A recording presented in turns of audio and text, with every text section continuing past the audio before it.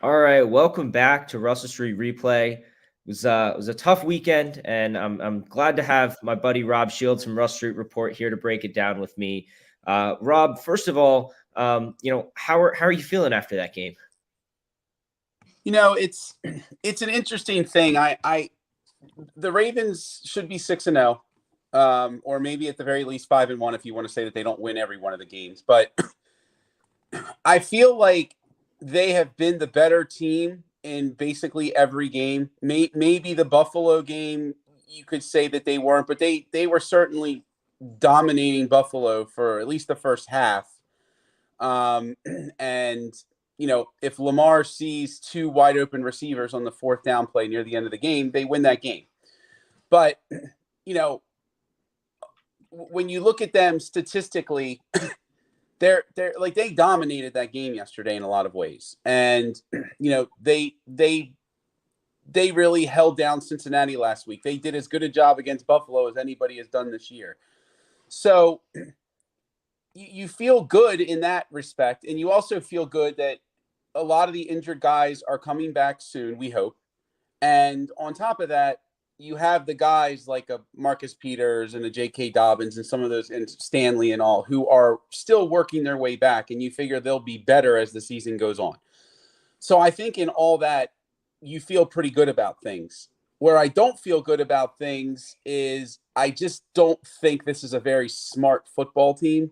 And I think that's the reason they're 3-3. You can't, it's very, very difficult to out scheme stupidity. And and by the way, that's on the coaches too. It's not just the players. And it's not very easy to do. And I don't know if they're going to be able to get past that or not. Hopefully they do as they get these guys back and the young guys play more and things like that. But right now, that's the thing that's holding them back, I think, more than almost anything else. Yeah, I think you put that really well.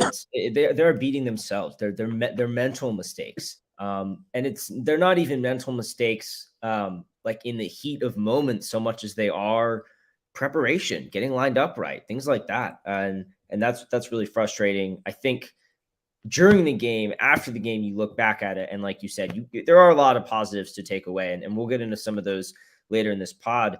I want to go over just briefly the news that broke today. One, Robbie Anderson traded from the Panthers to the Cardinals. Was a lot of Ravens fans' need for a wide receiver. His outburst on Sunday kind of had him at the top of the list. And instead, the Ravens had Deshaun Jackson visiting them, which, I don't know. I don't make that much of a visit from a 35-year-old who hasn't played in, I think, a season or two. And, he would really have to show a lot for them to make that signing, I think. Are you frustrated they didn't land Robbie Anderson, or are you kind of where I am? Is I'm just like, all right, Cards made the move first, faster. Ravens should have been on it, but maybe they just weren't in on him at all. Well, it's tough to say. Okay, so first of all, he got traded for nothing, and there's no guaranteed money beyond this year. So in that respect, you should have gone for it. Now, we don't know what's going on with Anderson behind closed doors. It obviously doesn't look good on camera yesterday. I did hear some people today nationally kind of saying that the wide receiver coach was wrong. I don't really know, honestly, everything that happened. I just saw the outburst. So it's tough to say. Anderson is still a big play guy. But you know what? I mean, Deshaun Jackson was in 16 games last year, and he only started 4. I realize he played last year. Yeah, he played for the Raiders and the Rams. And he had 20 catches for 450 yards. He had almost 23 yards a catch last year. That is what you would bring Robbie Anderson in to do. Now, one of them's a lot younger, of course. One of them has been playing, and the other one hasn't. So, I think it's very likely that they're bringing in Jackson. Everybody is freaking out because, hey, you're bringing him in. It doesn't mean you're signing him. It means you're looking at him. If he shows speed and burst and ability to run a route and everything else, bring him in. Why not? Here, I would it have been better for Anderson? Probably, because he's in probably better football shape. He's more ready at this exact moment in time to just step in. But we don't know everything that's going on.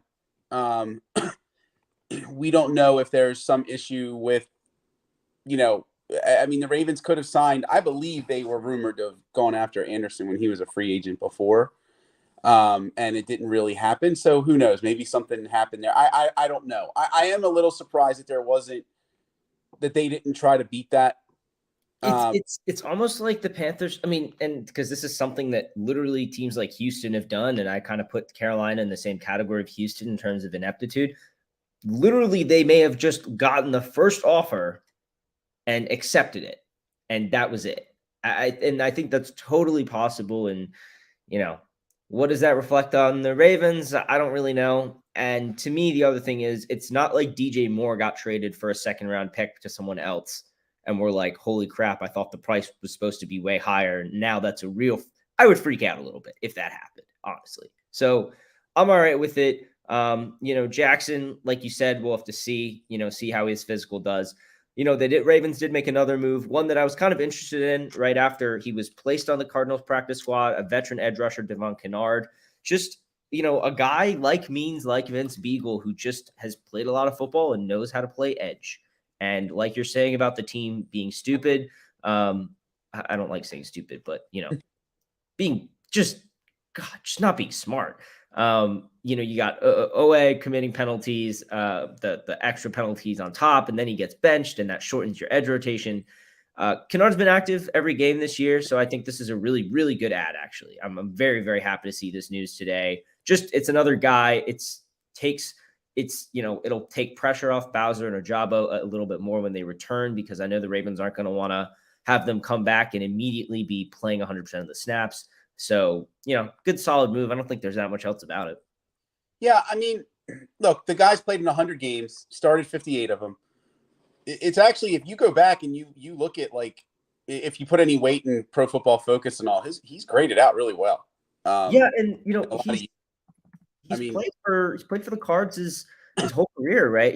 The last 3 years. He's played for a few different teams. He's played for the Cards the last 3 years, and I just think that there's not that much wear on him. Yeah, no crazy stats or anything, but a guy I trust out there. Yeah, I mean, look, he didn't have a sack last year. He didn't have a sack this year, and he only had 3 in 2020. But and he didn't play in 2019. I guess he was hurt or something. But he had 7 sacks in 2018, 4 in 2017. I mean, here's the thing. He's a guy who probably knows where he's supposed to be during a play. And I think we underrate that. Does he know how to set the edge? Probably. I don't think the Ravens would sign him if he doesn't. So he's a guy that maybe you could play, 15 snaps, something like that, who just knows to be, he knows, like, this is the place I'm supposed to be. He understands it. Nothing he's going to see is going to surprise him. Yeah, and then one of the plain facts is you're gonna run out of practice squad elevations for Copeland and Atuachu pretty soon. Mm-hmm. Just you're gonna need another guy, and if it's him versus AJ Klein, don't even get me started. But if it's him versus your random off the street guy, it's just better. And I don't know, it's a move I wanted to happen a while ago, and so I'm glad they finally did it, because they didn't have space on the 53-man roster. I would have much preferred that they signed Kennard to the 53-man roster earlier than Klein and Delshon Phillips. It just doesn't make sense. Some of that stuff just didn't click for me. It still continues to elude me. But hey, it's a move. I think one of the things we're kind of leading to on this pod now is, kind of the big question for this week, which is, do you still see this as a team that can win a Super Bowl? Because that was very much the feel in the last year of Lamar Jackson's rookie contract. This is the last year you're going to have a Lamar Jackson under a crazy cap hit, or under a crazy, maybe not crazy cap hit, but potentially if he's on the tag next year. So how exactly do you see this Super Bowl window, and do you think that they still have it in them to make the game this year? Well, I didn't think they had it in them anyway, because simply because they brought back Greg Roman. I've been pretty consistent about this. I don't feel that you can win a Super Bowl in today's NFL playing the way that the Ravens play the game. I just, they don't put enough emphasis on your front four getting pressure. They don't put enough emphasis. And what I mean is they put more emphasis on stopping the run. So they don't necessarily go after the guys that are going to provide that front four pressure. This year is maybe a little bit different. It looks like Travis Jones could be that guy. They did bring in Pierce. Unfortunately, he got hurt. Campbell can still get after the quarterback, and we'll see what happens with the edge guys as they all get back. But there's not enough explosion in the passing game. And you cannot win in the NFL today without explosion in the passing. I mean, there are 3 teams in the NFL that play like the Ravens. The Titans, the 49ers, and the Ravens. Now, the 49ers have been able to have that success, but they have big play, explosive pass plays in their game. With Kittle, Samuel, they get Ayuk. They get a lot of run after the catch. They're schemed very well. Mm-hmm. But the Ravens and the Titans, they win a bunch of games in the regular season, and then they get to the playoffs. And other than the year where the Titans beat us, where they beat us and they beat New England, but other than that year, the Titans have fizzled out, and so have the Ravens. And I don't think it's any coincidence. Obviously, Lamar is a better quarterback than Tannehill. That's not it, but it doesn't matter. It's the way that they decide to play. So, do I think the team is talented enough to win the Super Bowl? Sure, I do. I mean, I find it hard to believe that they're going to go into Buffalo or into Kansas City and win a game. But they could do it. I mean, it wouldn't be like the biggest upset of all time. But it's just hard for me to believe that they can do it in today's NFL with the way that they want to play. Now, if things completely turn around, we'll see. But I won't buy it until I see it happen. Because I just don't have faith. You go back to what the Buffalo Kansas City game in the playoffs last year. You go back to how Cincinnati bursted onto the scene last year with their explosive passing game. That's how you win. And I mean, you're seeing it in Green Bay right now, right? Like they want to run it, and they're hoping that they can't score because they don't have anybody they can throw it to, and there's no explosion in that passing game. It's just, you just can't do it in today's NFL. The Ravens think you can win football the way they did 10 years ago, and you can't. You can win in the regular season, but you can't win in the playoffs. Yeah, and I think that it's tough because Lamar Jackson has always done his best when he has a good offensive line in front of him as a passer. He's his best seasons were with a solid offensive line, kind of regardless of who he had to pass to. And so I feel like they did a great job rebuilding this line, really, really getting it right for him. The pass protection, I feel like this year has been superb. But your wide receiver 1 goes down, and suddenly Devin Duvernay, who should be a kind of wide receiver 2/3/weapon guy, is now your wide receiver 1. Demarcus Robinson, who should be the kind of wide receiver 2-3 when Duvernay is being a weapon instead, is now your wide receiver 2 solidly.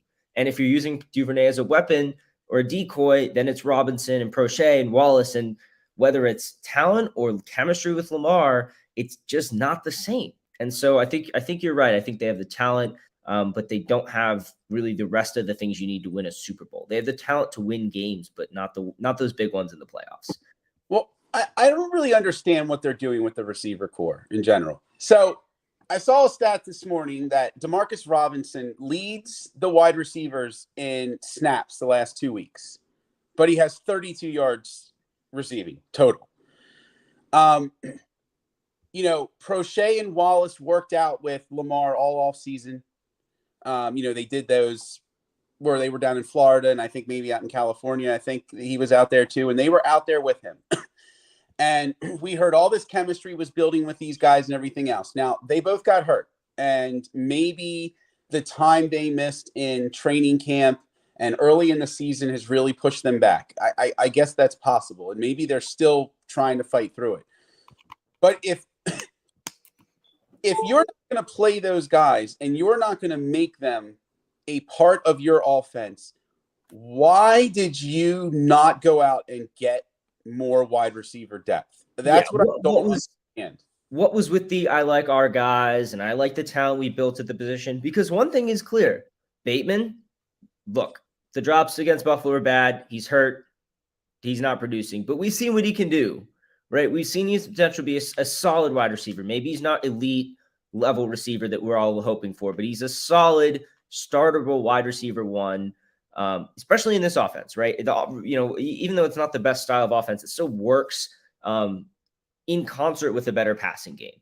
But when you don't have Bateman and you have Duvernay, who again has turned out to be the guy he's kind of been drafted to be. It took a little while, but they're starting to use him.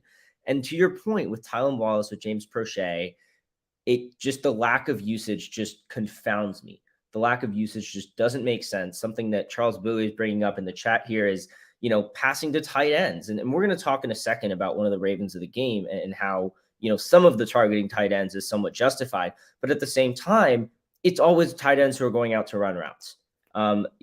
Ravens 76 Be More also commented this philosophy must change. The scheme geared towards tight ends. It's true. And it works to a certain extent. But then when you're trying to get down the field, it doesn't, because you've got defensive backs and safeties on these tight ends, and you're asking them to do things they're just not built to do. So, I agree. I think there's kind of a ceiling on the Ravens when their offense is built this way. Moving on to our category recap, starting with Raven of the game. I thought this one was a tough one. For me personally, I was torn between two players, Josh Oliver and Ronnie Stanley, who I just both felt like had really solid games, regardless of everything else that was happening on the offensive side of the ball. Just really did their jobs really well. Who do you want to shout out from this game? I think I think it would be Stanley. First of all, he allowed no pressures in his snaps.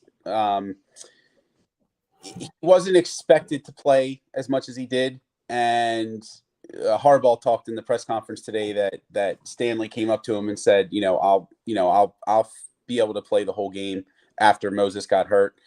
So that was great, and really that's great going forward, because I don't know if he's going to really be on a pitch count now. Because if he was able to do what he did yesterday, in theory, he shouldn't have to be on one. He looks really good. And I'm with you. I think the offensive line is really good. Humming. Moses has been not quite as good as I was hoping, but overall, he hasn't been bad. And honestly, McCary is probably just as good. So I think you're fine over there. Linderbaum, the snap yesterday was terrible, and Harbaugh basically called him out today on that with the silent snap count and him messing that up. But overall, Linderbaum has been good. Zeitler had a little bit of a rough game yesterday, let up a few pressures, but overall he's been really good. And Powers, who has been everybody's whipping boy, but yet he's graded out well. Defy the haters. I love it. I don't know why everybody hates him, but he's graded out pretty well. And now all of a sudden everybody's like, God, he's playing well. I'm like, well, he's always been a decent guy. I never understood why they wanted Tyree Phillips to be the guard over him. That just never. Phillips had a lot of potential at guard and just never got settled there. And it felt like that window closed at a certain point. Yeah, and he was athletic. He's more athletic than Powers is, but he was always hurt. And you can't get on the field. You can't learn. You can't do it. Powers, I think it was James Ogden who described Ben Powers like this to me. I think it was Ben, or maybe he was talking about Patrick McCarry, but I think Ben Powers fits too. A guy that you're kind of always looking out for a potential upgrade to, but he's not at the top of your wish list to replace because he's solid. You can trust him out there. He may not be the best at his position, but you can trust him out there, especially in this scheme. I think you're right about Stanley though. Him coming up to Harbaugh, look, he got a lot of flack preseason, early regular season up to his debut. And even for being on a pitch count, he got a lot of flack for that. And people were saying he was soft and this and that. And to hear him have gone up to Harbaugh and say, hey, we don't need to rotate. You don't got to throw the rookie in there. You don't got to do anything you don't want to do. I got this. It's just good to hear, man. It's just nice to hear that we've got our franchise left tackle back. Because I got to say, I think he's back, like you were saying. Yeah. It's also nice that he played so much this week, knowing that next week he'll have Garrett. Yeah, huge. To go against. Huge. You know, he's getting his legs under him more and more as he's getting into that. And then, you know, right after that, you got Tampa on the short week. Now, that could be why they do a pitch count for him a little bit, at least early this week, is because you got the very quick turnaround.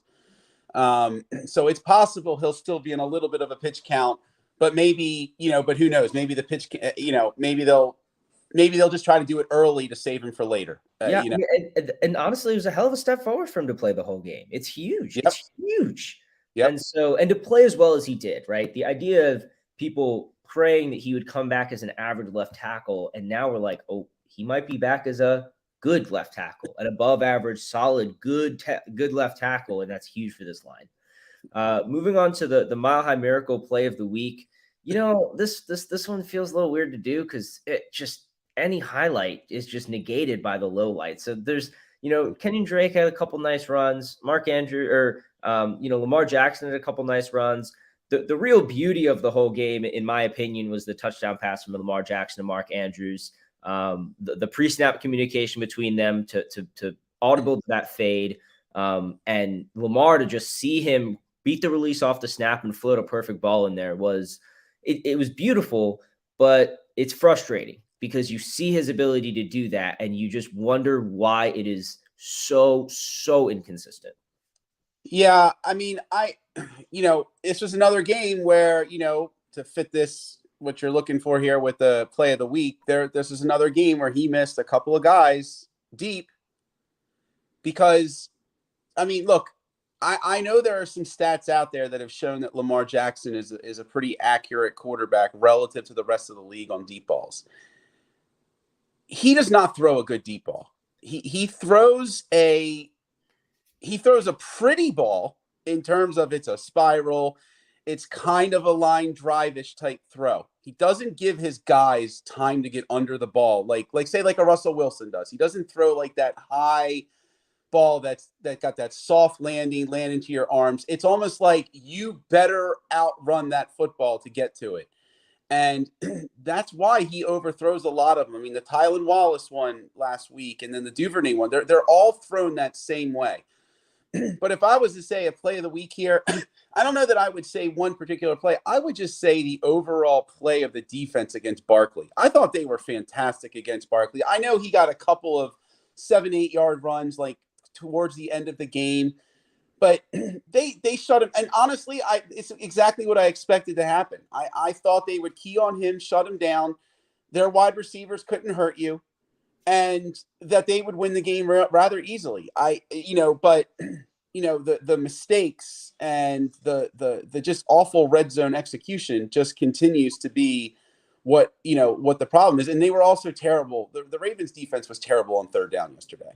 Especially the first touchdown drive. I think Jones had they converted 3 first downs that were like over 10 yards, at least 2 and maybe 3. Yep.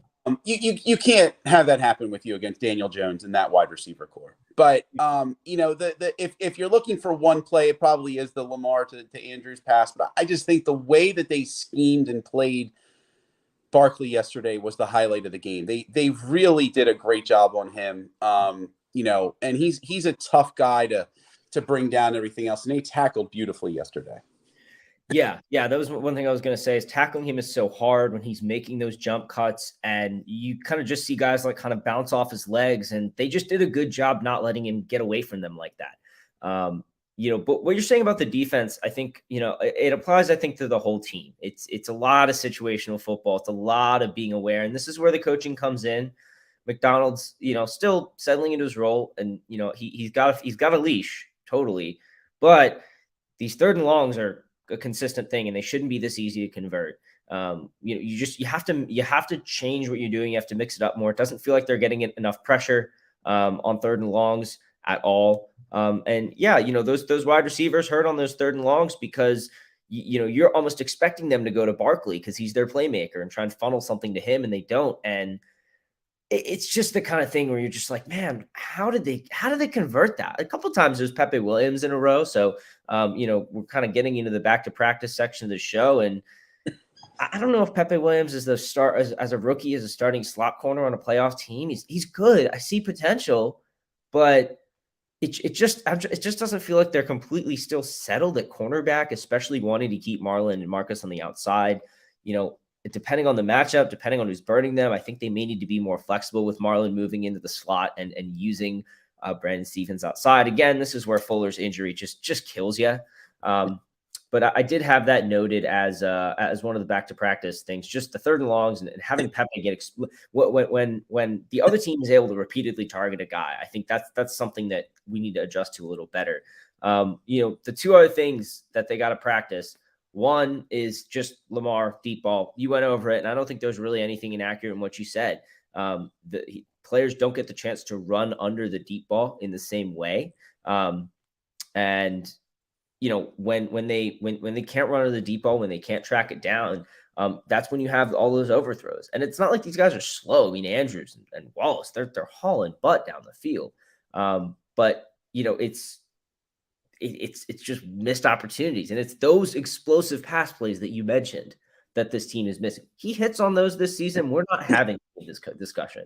And like I mentioned before, the pre-snap penalties are a pattern, and it's systemic, and it is on whoever's in control of the offense from the sidelines, which is Roman, and from on the field, which is Jackson, to make sure players are positioned and set where they need to be. It drives me nuts. I know players individually should know it too, but to me, the buck stops with the fact that it's a systemic issue and it goes down to the leadership. I'm sure you have more things for this team to improve on. Yeah, I mean, look, Harbaugh talked today about and yesterday about the pre-snap stuff, and he said that they were jumping off sides a lot because the Giants' defensive line was moving, they were shifting, and Harbaugh says we practice that every day, every week in practice. The offensive line knows not to do that. Now, 2 of those false starts were on Ricard, so I don't know what he was doing either, but. You can't have that. There was a stat that I saw today where like the average receiver has like 2.9 yards of separation or whatever, and there's not one Ravens, even Andrews, who is even at 2.9. They've got to scheme these guys to get open more. I mean, of course, this is the problem with Roman. Roman's just never been able to do it. Now, I think he'll do it, and then Jackson will miss him. Right. No, exactly. And here's the thing, and I think there's a lot more that's being done on the passing game side with Keith Williams and T. Martin. I mean, that's why they brought him in. So there have been. I mean, I saw somebody comment that the radio yesterday, they were talking about how like Jackson kept trying to go downfield a lot, but yet there were a lot of guys wide open underneath. I think Lamar has a lot of things that he's improved on, like against the blitz. And then there are other things where Lamar has to continue to get better at. And I think you could make the argument that the number one thing that Lamar has to get better at is just taking what the defense is giving him. If he needs, everybody used to call Flacco Captain Checkdown. Now, Flacco took that to an extreme, especially after the knee injury. I think his whole career changed after he got tore his ACL. Everything was different about him after that. But he also, that was there. And Flacco's like, you know what? This is an easy 5-6 yards. I'm going to take it. Lamar doesn't do that. And when he tries to do it, he can't. Like there was a pass out in the flat yesterday to Kenyon Drake. There was nobody near him. And the pass was not even close to being completed. Lamar he doesn't throw those passes accurately on a consistent enough basis to where you get it and you have run after the catch. If you notice the screens and the plays that work like that in all the NFL offenses, they're catching that ball on the run. And they're able to get 7, 8, 10 yards on that. Those plays are so important. So you don't have 3rd and 8s and stuff like that. You have 3rd and 3s instead. And Lamar does not take what is given to him on any kind of a consistent basis. There was a lot of film on that last year, and I still don't feel he's doing it this year. Yeah, and I think one of the other things is that the check down sometimes on these plays, the design check down is legs. And while I understand why that is, and it works sometimes, I also think that you're not setting him up well enough. That if his check down is to find space, then he's at the mercy of an O-line and not just a receiver, a running back peeling off and standing by himself. And, I think that's another schematic thing. Because he does such a great job taking what the defense gives him with his legs. He just needs to do it with his arms. We could try and speed through these next few awards. They're pretty basic. Welcome to the Flock Award. It's a little cursed at this point, considering all the free agent signings go down. But Travis Jones is here, and he had that first or second play, that bull rush where he just walked, I think, the right guard right back into Daniel Jones' lap is exactly why he's in Baltimore. And I think he's the new player who really had his biggest coming out party this week. Yes, I love that pick. That might have been my favorite pick in the draft. I mean, I really love the Kyle Hamilton pick, but to get Travis Jones in the third, like I was hoping that they'd get him in the second round. I was kind of bummed when they didn't take him in some ways, and then to get him in the third round was just awesome. I'm hoping that he's the guy that can give them that pass rush up the middle that they've been missing for quite some time. He is that guy is a beast, and you knew it was going to take him a little bit of time to get back after he had the knee injury. So, while he was playing, it was still going to take time for him to get in that, in the rotation and get his football shape back and stuff like that. But he's a guy that, as long as he stays healthy, should really, really be a huge part of the defensive game plan going forward. And I think he can be a real difference maker. Yeah, it's funny. Like you think about, big DT, have him as a run stopper, but because they're going to have to conserve and rotate snaps for the D lineman, I think he's seeing a lot more pass rushing snaps in terms of his splits, because that's where they feel like, his impact can be. Although he did play quite a few snaps in this game. Breakout of the week, kind of along the same lines. But I think it's worth bringing up Justin Madubuike just quickly again. Really solid game from him. He is just dominant against the run. It's, you're pointing out it's not quite translating against the pass, which is why we want Jones to step up. As Madubuike is just not quite the destructive pass rusher we were hoping he could be yet, but he's a top tier interior player against the run. And he's not a slouch against the pass either. He's just not a game breaker like you'd want. Yeah, but he's better against the pass this year as a pass rusher than he's been in his career. It's I feel like there's a lot more plays where he's in the backfield going after the quarterback than we had ever seen before. We all thought he was going to take the big leap last year, and he didn't really do it, but he's taking it this year. It's a real shame that Pierce got hurt, because Pierce is a guy that really does a lot of things well in the interior. That said, at least you have these guys to fall back on. I mean, it's probably the one position where if you were going to lose somebody, you figure you'll be okay. So we really have to like what you're seeing out of him. He's getting a push, like you said. They can't run. You can't run at him. He was a big reason why they were so dominant against Barkley yesterday, because that just interior line in general was really pushing. But no, it's been great to see him finally kind of emerge like we thought he was going to last year. Yeah, and that is one of the kind of picks of EDC's reign, or his regime, that was supposed to be one of the kind of hidden gems, third rounder. Seems like they may have gotten it in 2 years apart in Madubuike and Travis Jones. Although Jones definitely wasn't a hidden gem. He just really weirdly fell. Yeah. So moving on, another one I want to add in this week, which is comeback player of the week, because I like shouting out these guys. They worked their butts off to get back, and we're seeing that. We're seeing how hard they work back. We're seeing, honestly, the fact the Ravens made a change with their athletic trainer, and the fact that the guys who are coming back this year are coming back solidly. I know Dobbins felt his knees tighten up on Sunday, but again, that was immediate. You're done. We're not risking this. You're done. Right. And I like that. Comeback player, I think we gave enough props to Stanley already, so I want to shout out Ardarius Washington. Made the team as an undrafted free agent last year, suffered a really bad foot injury, and honestly, earlier in the preseason, it wasn't really clear what the deal with him was.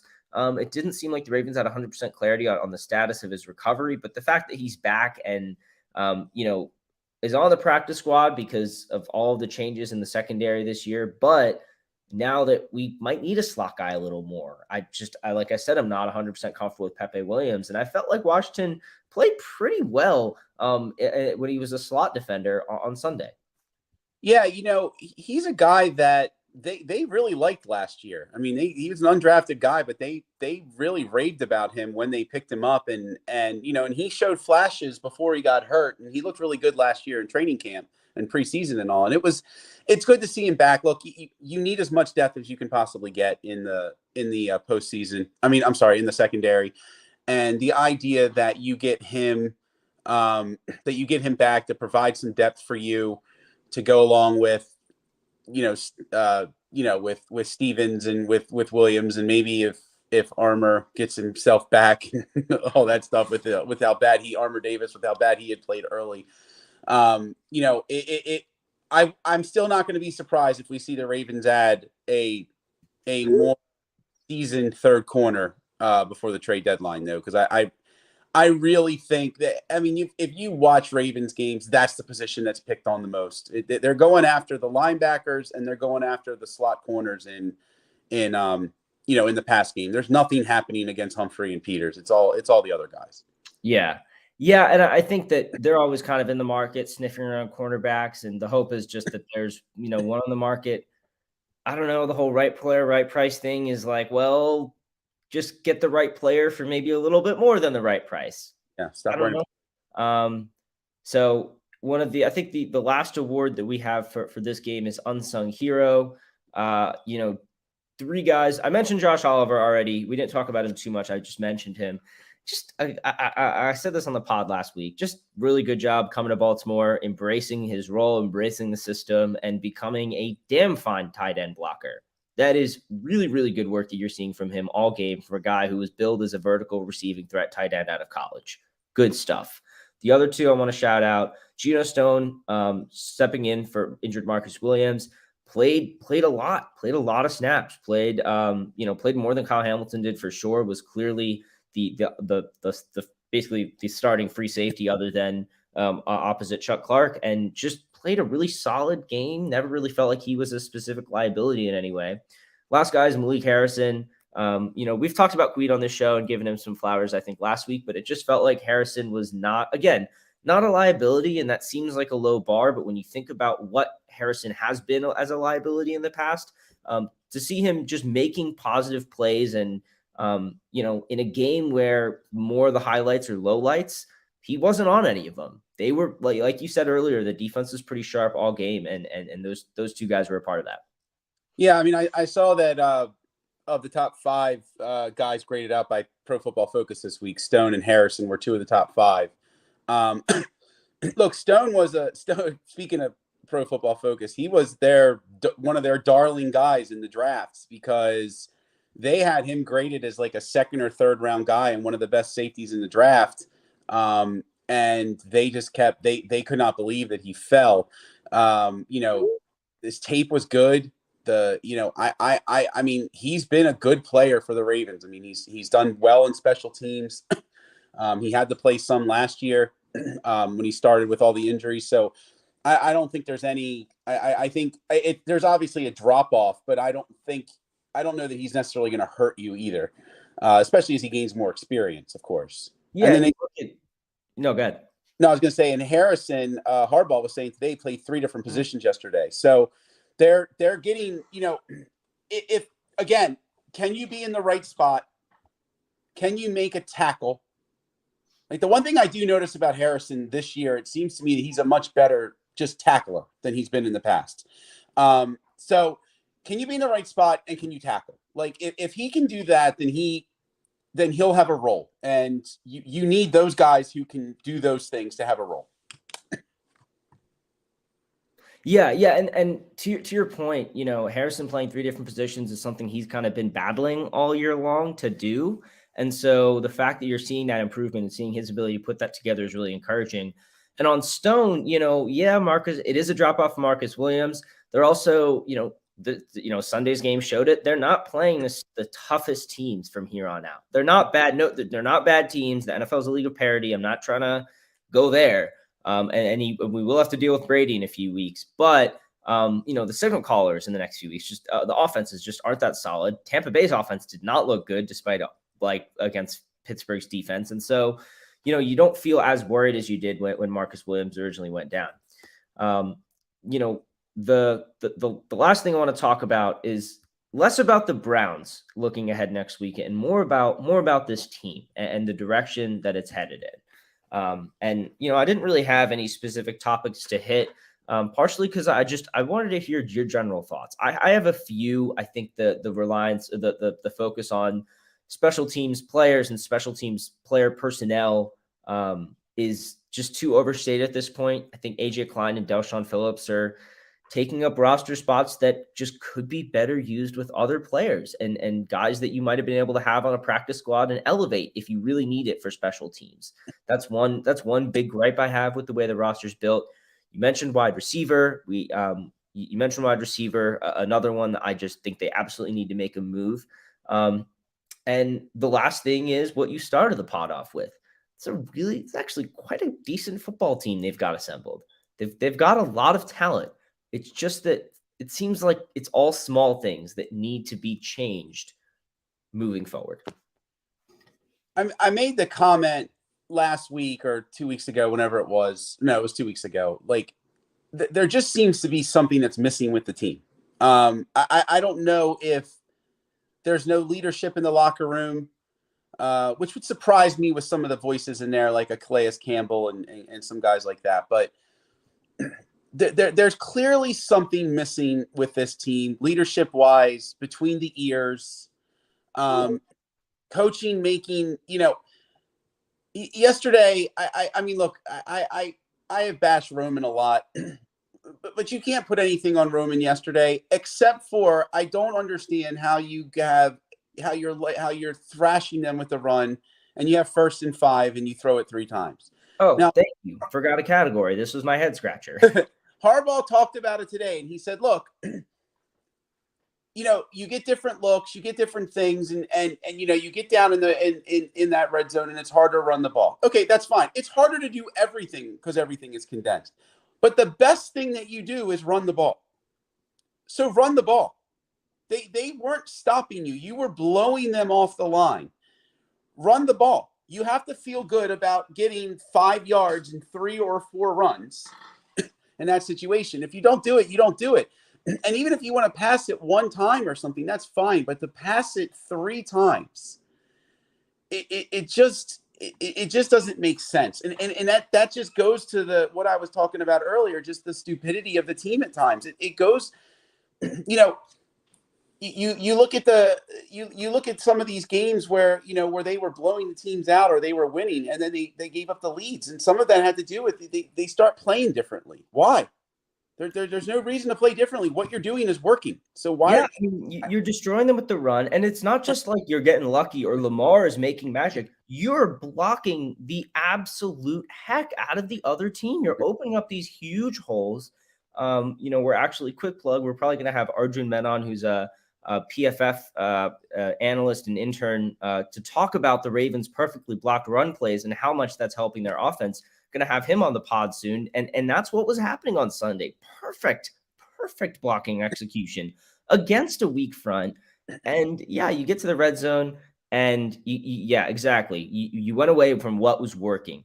And that to me is just a cardinal sin. It's a sin for an offense that should be scoring more points. And, I've defended Roman plenty of times. He's built this offense. It's an offense that works with personnel we have. Is it the best Super Bowl winning strategy? Potentially not. Is it one of the better compete every year strategies? Seems like it. And that's, I've come to terms with the fact that the Ravens, that's what they want to do. This is where they want to be. I can live with that. May not love it, but I can live with it.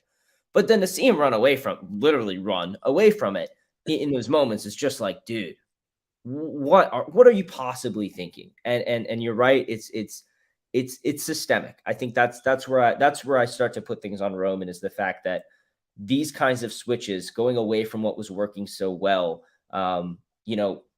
not being set, getting all of these pre-snap penalties. The buck does stop with Greg Roman in terms of getting the offense coached and prepared for games. And I think that falls under that category. And he's also responsible for making sure they're still going the right way during games. Now, I was reading a couple things when I was watching the game. It looked like Lamar checked out of a few looks, which, I've advocated for him to take command a little bit more. but it also really hurts when he's just having a really bad game and he takes command and audibles out of a run for a pass that he misses. Like, it's also stuff like that I don't know. It's hard to pinpoint all of that back to Roman at the same time. And it almost just feels like they got to have a come to Jesus kind of offensive meeting of what the heck are we doing here? I think that because you've said a couple times in this podcast, the defense is not the problem. They've played their butts off all year, and I think they have. And then at the end of games, when they can't get any support from the offense, that's when they collapse. And, at the end of the day, it's a lot of second half offense. Yeah, I mean, look, it's been really interesting looking at Twitter, and I don't see as many people as a lot of the other Ravens guys do, but I find it amusing the level to which people go to defend Lamar. I've never made any. I've never hid that I would not extend it.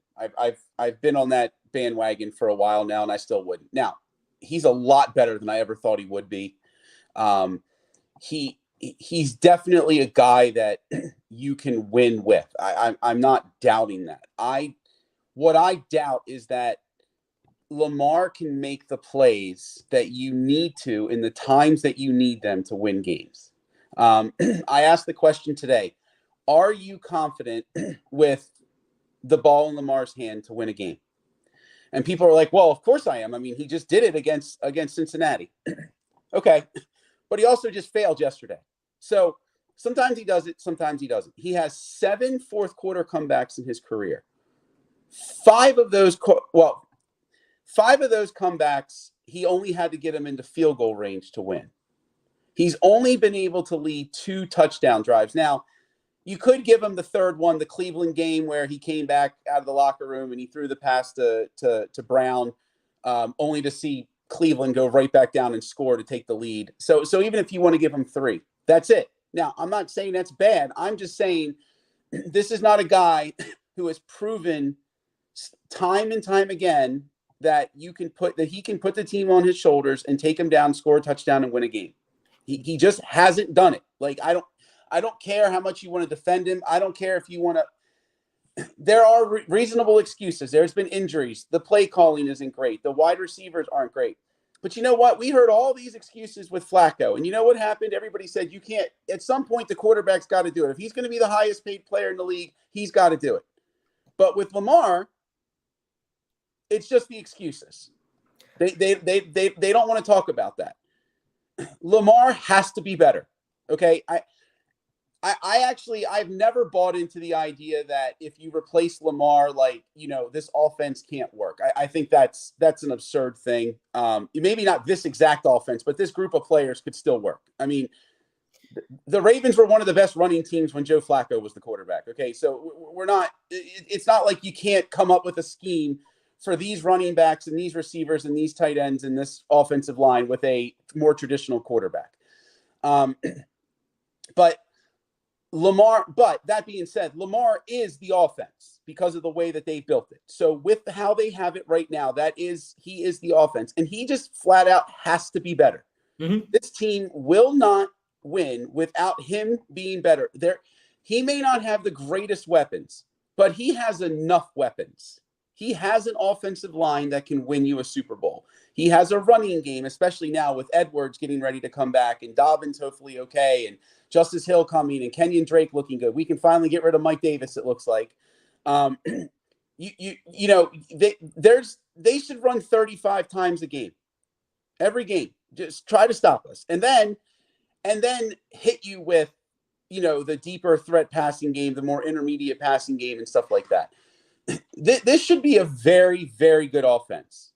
But for it to be a very, very good offense, Lamar Jackson cannot be a 55 or 60% completion percentage guy.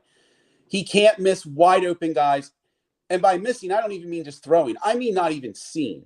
Yeah, that was the other thing I was going to say is this is the other element of the Roman discourse that I think also goes a little unnoticed is that Lamar's field vision is not, as good. He had a lot of troubles finding Duvernay last year. I don't know if it's progressions. And I understand last year when he was a little more jittery, the O-line issues for the last 2 years plagued him. But this year he has been comfy in that pocket, and he's got to get over that if that's the issue. If he's feeling, he's not fully confident in this O-line, well, he's got to be now because they're blocking their butts off for him. And so I really, it's tough because, there's no one. I think people take, when you criticize Lamar Jackson, one, I don't think every individual game is a referendum on Lamar Jackson's contract. I think that's ludicrous discourse, and it's boring, honestly. We're just doing stock market, basically. Great.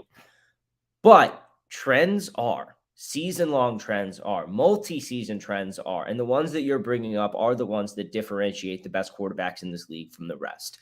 And the thing that gets me, as I mentioned this earlier, it's not like Jackson can't do it. We've seen him do it.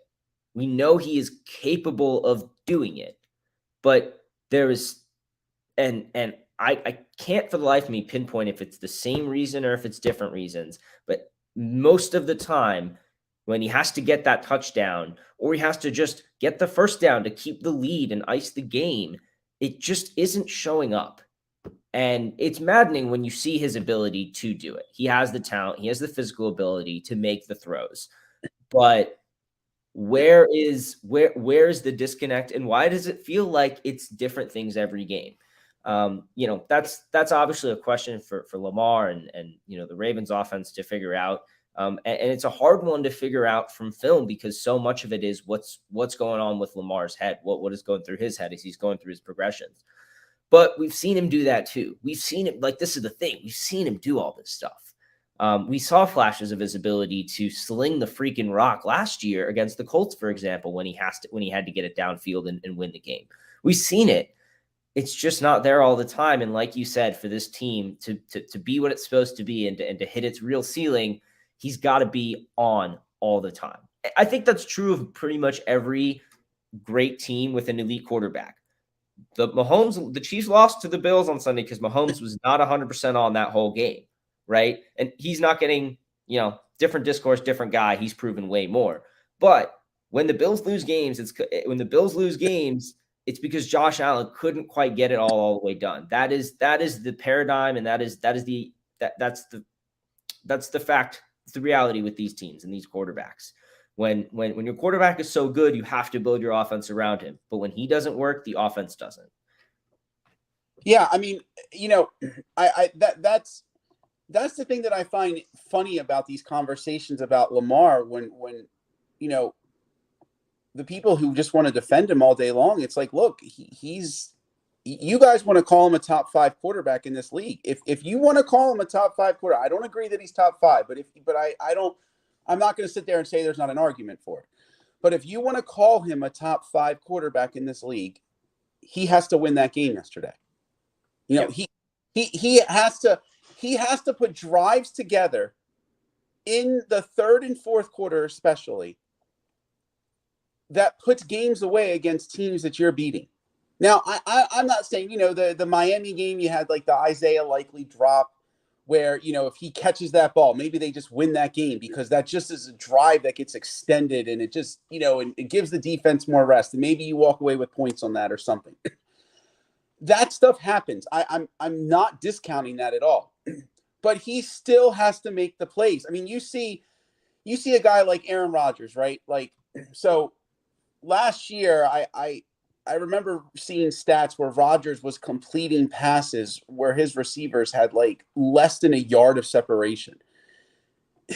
If you want to get paid and you want to be an elite quarterback, you have to make that play. Sometimes your wide receivers just aren't good enough.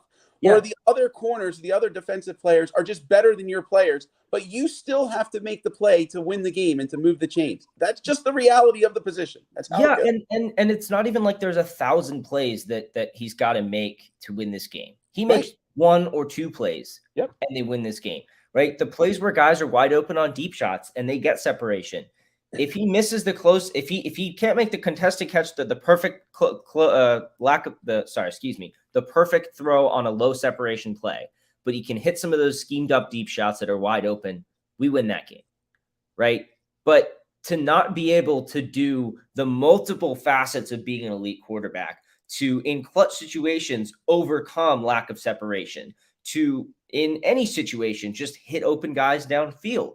In other situations, to know when to get rid of the ball, which is something I felt like he actually improved on a little bit earlier in the first few games this year, was getting rid of the ball when he was out of the pocket and under pressure, and not trying to dance around too much. I felt like he did a really good job of that against Cincy, because they had some delayed blitzes that forced him out of the pocket a bunch of times.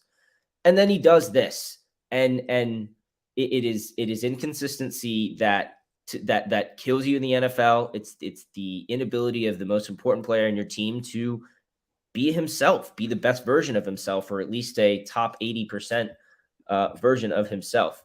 That interception, not to harp on it too much, but one of the worst decisions I've seen any quarterback make. He's so athletic that he can pick up the ball and keep rolling out.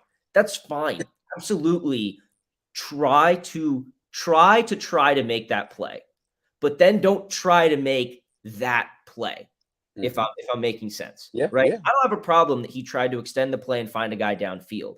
I just have a problem that he threw across his body back towards the middle of the field when the defense is all coming from the other side. And of all people, he threw to Patrick Ricard, who can clearly catch a football, but is not your contested catch, go up and get it kind of guy. It was just one of the worst sequences I've seen from him. And honestly, from most quarterback play I've watched, it was just an awful, awful sequence in the biggest moment. Yeah. And we, it's not, the play never should have happened, right? Like they never should have had the penalty before it with the wrong formation. And Linderbaum can't snap it like that, so the play in theory never should have even occurred, but it did. So as Harbaugh said today, when one mistake happens, you can't compound it by making another mistake. And that's what he did. And to your earlier point as well, that mistake happens. Lamar is here to overcome those mistakes. Yep. Like that's what and look, I believe in his talent. Personally, and I'm on the record about this personally, I am in favor of extending him. I mean, the guarantee, the terms, it's a whole nother conversation. But in general, the life with a trustable franchise QB is better than a life without. The problem is when you can't trust him to be the guy that you're expecting and paying and scheming for. If Lamar took less money and we had to guarantee it all, I'd be fine. Then you want to have Jimmy G money or something like that, or be a guy who we trust, but we don't necessarily we try to avoid the game coming down to you. Fine, but no, that's not how we operate. Lamar Jackson wants the game to come down to him. He wants that responsibility. He wants that to take that on. He's got to deliver. And, again, I'm not about the rising, lowering contract prices game by game, but I do think that his play so far this season is hurting his case for the massive payday he wants, because, you're seeing the other elite quarterbacks around the league pull it out, and Lamar, to your point, isn't. Yeah, and people will talk about, the only reason the Ravens are in these games is because of the play of Lamar, and and he makes the play with his legs, or he does the play with his arm or something. And okay, that's fine, but you know what? That's exactly what he's supposed to be doing. His job is to put you in position to win the game. That he is playing the most important position in sports. Every quarterback on every team, you can make the same statement for. You are there at that point because the quarterback is making the plays that is necessary for you to be at that point. Just because he's making those plays in the first and second quarter doesn't mean that he doesn't have to make them in the second half. And that's the thing. Like, everybody gets it's funny, like the whole Lamar Jackson thing. I find it funny. There's a lot of people who want him to succeed for a lot of different reasons. And it's a very emotional topic for fans, which is, it's very odd to me. Like, I mean, because it's the social media and the personal connection you feel to Lamar, because he's there all the time. Yes, and Lamar is, and Lamar, by all accounts and what you see, he's got a lot of the intangibles. The players love him. He seems to be a good leader. He's got a personality that he's sitting in there, he's at his press conference eating popcorn, drinking a milkshake. He's just a little different, and people like that, and that's great. And they want him here because they love to root for the guy. And look, he's a cheat code. There may not be a better thing to watch in football than Lamar Jackson in the open field. I mean, it's really a thing to watch. And even, I mean, you heard Wink Martindale last week. He's like, look, we can try to scheme this. He's like, but you and game and practice against it and do that stuff. He's like, but there's nothing you can do. He's like, unless you actually are experiencing it, you just don't know what the heck to do. And it's awesome to watch. But as awesome as it is to watch, it's equally as frustrating to watch, knowing how much talent he has and seeing him overthrow guys and totally miss wide open guys and not read defenses and just different things, like the things that you have to do to win games. I mean, he has, in the fourth quarter this year, I think I saw today, he has 1 touchdown, 4 picks, and 1 fumble. I mean, that doesn't win you games. Nope. And yeah, I think kind of two things I want to touch on kind of as the last points here. One is that there's this, I guess it's really one thing combined. There, after the Bengals game, I think Colin Cowherd got on and said Lamar Jackson, the only quarterback that's not allowed to win ugly. And I think that's fairly true. I think that he's had some ugly wins, and there's still a lot of criticism over how it got done, the fact that he used his legs. That's fine. You can't lose ugly. When you lose ugly, that's when you really get the criticism poured on you. Because there's probably been games where Lamar Jackson did really well, and then the defense lost it for him or something like that. There have been a few of those games too. And he's not getting the blame in those games. He didn't even get that much blame after Miami, even though the offense folded in the second half then too, right? So, but when you lose ugly, when you lose like this, yeah, then you kind of got everything that you've earned coming to you. Yeah, I mean look, the Ravens have lost 3 games this year, very ugly. Now Miami, I mean, you've lost to teams that are what? Let's see, you got what they're 10-2, what they're 13-5 or something like that between the 3 teams. So you're not losing to terrible teams, at least. Although I don't really know that I buy into the Giants like at all, but you're not losing to completely terrible teams. But you're losing those games in ugly ways. Like I kind of don't like the narrative that the Ravens blew, they blew that lead against Buffalo. Okay, but did you really think that they were only going to hold Buffalo to 3 points? Like the idea that it went from 20-3 to 20-20. I don't really necessarily put that as much on the defense. That's an offensive problem because they should have scored. Again, they should have scored. Yeah, you're not getting any support from your offense in the second half. You're just getting tossed back out on the field against a well-coached team, against a quarterback with a really aggressive attacking mindset. Who, they're gonna find, like, this is the paradigm of the modern NFL. I think you try and come up with the best way to stymie the other team's base offense to go into each game. And then the halftime adjustment game begins. And right. It is a matter of just trying to hold on in the second half against especially some of these top offenses as they start to figure out answers for your defense, because those answers are always there. They're always going to come eventually, especially against the great teams, the great coaches, and the great quarterbacks. So then it's about your ability to sustain drives in the second half and be that aggressor on offense, be that second half aggressor on offense. That is making adjustments to what the defense is throwing at you. And, I think the Ravens have it in them. I don't think there's any doubt that they have the requisite talent on the roster. You could even argue the deficiencies at wide receiver. If Bateman is healthy, they can work with what they have there.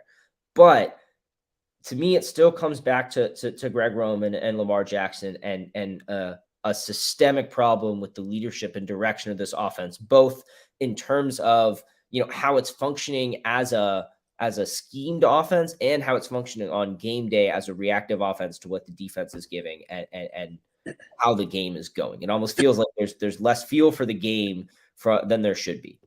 Yeah, I don't think one of my big issues I've had with Roman is look, we can bash Roman, but the bottom line is they've won a lot of games, scored a lot of points, and gotten a lot of yards with him as the offensive coordinator. And at the end of the day, that's his job, right? But I think he is. I think he's terrible in game. Um, I I feel like, and Harbaugh gets asked this question a lot in his press conference on Mondays, and he's never going to answer it truthfully. But I kind of feel like Roman goes into games and he has a game plan. This is what we're going to do, and if it doesn't work, he still tries to hammer it through. And it there are times where the flow of the game, hey, we're passing it better than maybe we thought, or we're running it better than we thought, and they go to that maybe a little more than what they were originally going to do. But for the most part, I really feel like this is what we do. This is what we're going to do this week, and if it doesn't work, oh well, it doesn't work. Like I just don't feel you the best thing that the Patriots did for years, right, where they were so smart, number one, and number two, Belichick just changed his team every week. Every week they would just be something that they just had to be what they were. What they needed to be is what you were going to be. And that's the way it was. And it seems like a very simple thing, but for some reason nobody else does it. Yeah, and I don't even think the Ravens need to be that drastic with it. It's just like, okay, the running game is working really well. Screw our pre-game week-long red zone installs. I don't care. I know we've worked on this handful of plays in red zones in practice all week. I don't care. We just averaged 12 yards a carry on the last 4 plays to get to the 5-yard line.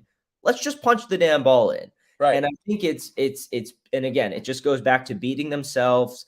And like you said, the stupidity, the lack of situational awareness, it's got to change. Thankfully, it's stuff that can be changed. And this is kind of where I want to end the pod. It's stuff that can be changed. This is fixable stuff, like Harbaugh said today.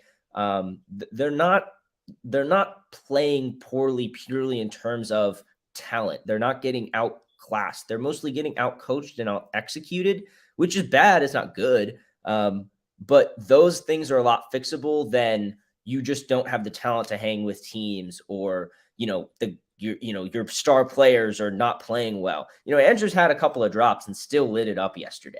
And that was with a lot of coverage shells being thrown at him and a lot of good coverage really from the Giants on him. And so there's so much good in this team that is dying to get out. And it just feels like it's bottled up by some kind of kink in the works that is just log jamming a lot of what this team has to offer. And so as a result, we're just getting these little drips of potential from this team. We're getting a drive here, a quarter there, a play there. And, I have patience. I'm about as patient with this team as anyone, certainly a lot more patient than most of the people out, on calling into radio shows and things like that. But it's got to change. It's got to change. And you have to see, different mistakes, if anything. Stop making the same ones. Yeah, I mean, I think you like the fact that the defense looks like they're settling in from where they were early in the year. I mean, look, they're still right now. The Ravens are third in DVOA. I mean, which is just crazy to think about that. But they have the third best playoff odds in football right now, according to DVOA. They were 15th, I think, in defense last week from DVOA. So they should go up this week, I would assume. Like you said, the best thing that you can say about what's going on the field this year is that they are going toe-to-toe with everybody at a minimum, and at best, they're dominating teams. The only time they looked out of sorts, so to speak, was the fourth quarter against Miami. And really, at the end of the day, you didn't have Humphrey in there, and they scored 4 touchdowns in the 15 plays or he didn't play in the fourth quarter. And yeah, I mean, this is Peters just getting back into things. You've got rookies, you've got a lot of new guys, and Humphrey, outside of Lamar, Humphrey might be the most important player on the team. Maybe Andrews, with the lack of wide receivers and stuff like that, but Humphrey is extremely important, and him not being on the field killed him in that game. But otherwise, you have outclassed like everybody. Nobody is pushing you around. I mean, they're not always getting the pressure you like to see on the quarterback, which is that's every team. And it's going to come with Bowser and Ojabo back. I just think that gets a lot better. I think it frees up what you can do. You're a lot more comfortable running those disguise blitzes and those fire zones with Bowser dropping into coverage versus Owe, things like that. I agree. I think the defense is great. I'm loving watching this defense. And so I think that's a real positive to have. I think the guys coming back from injury, I think Adam Schefter said he thinks that Gus Edwards might be back against the Browns, which could be huge. Finally have a real power back. And yeah, guys are coming back from injuries. Ronnie Stanley looks like, you said Marlon Humphrey's the second most important player of the team. Andrews pushed for that status last year.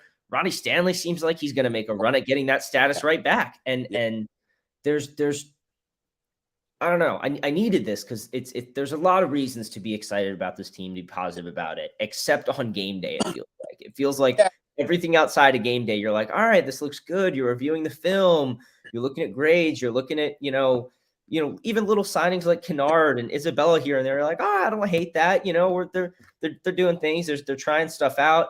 But then you get to game day and it all comes undone. You're just like, God, what am I doing this for?